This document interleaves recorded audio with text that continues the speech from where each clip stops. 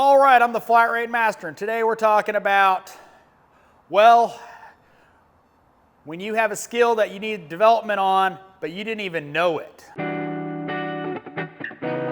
So what I'm talking about is, I get questions all the time about, I'm weak on diagnostics, how can I improve myself? Well, training and experience, that's it. But a lot of times, that's not the only thing a technician needs to work on. A lot of times, there's other parts that they don't realize they're not doing well because nobody's telling them. Josh, a perfect example. He's come a long way since he started here. When he first started, he would pull in an oil change, just a standard 0.5, oil change. Courtesy inspection, not a full inspection, and he would take 45 minutes to an hour to write that car up. Every time, 45 minutes to an hour to write up a car. And most of that was not looking at the car. It was sitting at the computer. We don't do paper ROs here. And writing a little bit, then thinking, then writing a little more, then thinking, then writing a little more, then thinking. And I had to work with him. It shouldn't take you that long to write up a car unless it has a lot of issues, then I can understand it. But he would bring in a 2-year-old car on an oil change and spend an hour writing it up. Was he writing up 20 hours worth of work? No, but he would document everything he checked. He would go, all these lights work, and and he was typing up a huge report that a customer's never going to read, and I had to work with him to get him to understand that they don't care about everything that's good. All they want to know is, bullet points of, no leaks found in the car, suspension is, steering good, brakes are at 6 millimeters and 4 millimeters rear, we'll need brakes soon, stuff like that. And working with him over time, he's gotten to the point where he can do a normal inspection and not take an hour to do it. Everybody that is human can see some of their personal flaws, but not all of them. And that goes for everybody. Doesn't matter who you are. You go, oh, I'm great at doing this. And then you realize you're really not. Or, there's stuff you think you're good at, and you're not as good as you think. I'm not talking about, how good you are at hanging brakes or something like that, but it might be, how well you communicate with the front office. So how do you find out about the other stuff you need to work on? You need to ask.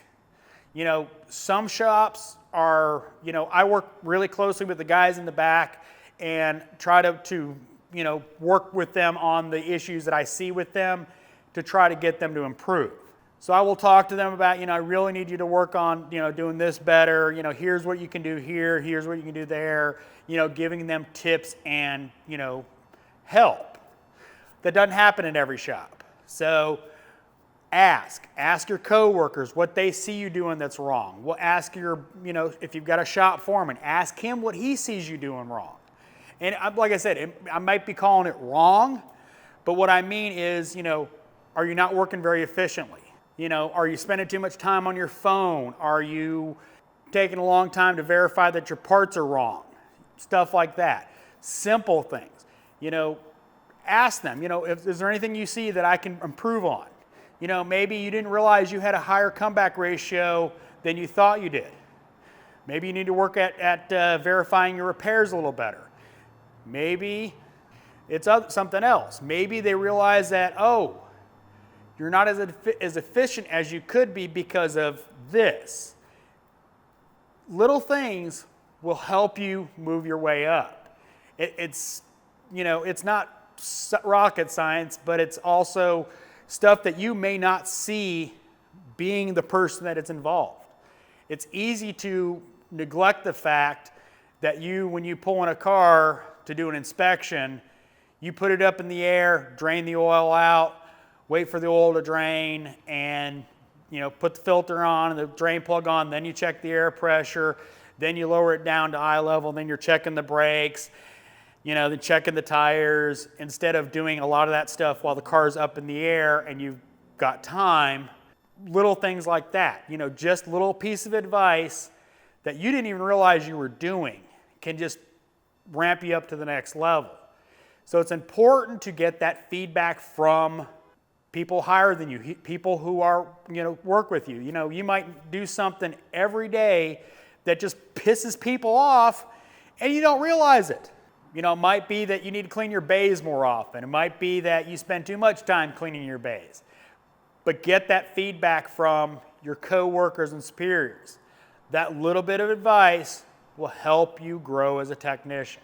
When it comes to efficiency especially, it's not leaps and bounds. It's little things that increase your efficiency. It's understanding that, that Toyota that fastener is going to be a 12, 14, 17, 19, 21. It's not going to have a 13 on it. Which, for some vehicles, those rules are getting a little fuzzy nowadays. I had 14s on a GM the other day. Find out what you can improve on. Every little bit helps. Every little bit helps, you move forward. So, hope you liked this video. If you did, give me a thumbs up. If you want to see more videos like it, subscribe. Make sure and hit that bell notification so you get notified when I put out a new video. And as always, thanks for watching. I am the Flat Rate Master.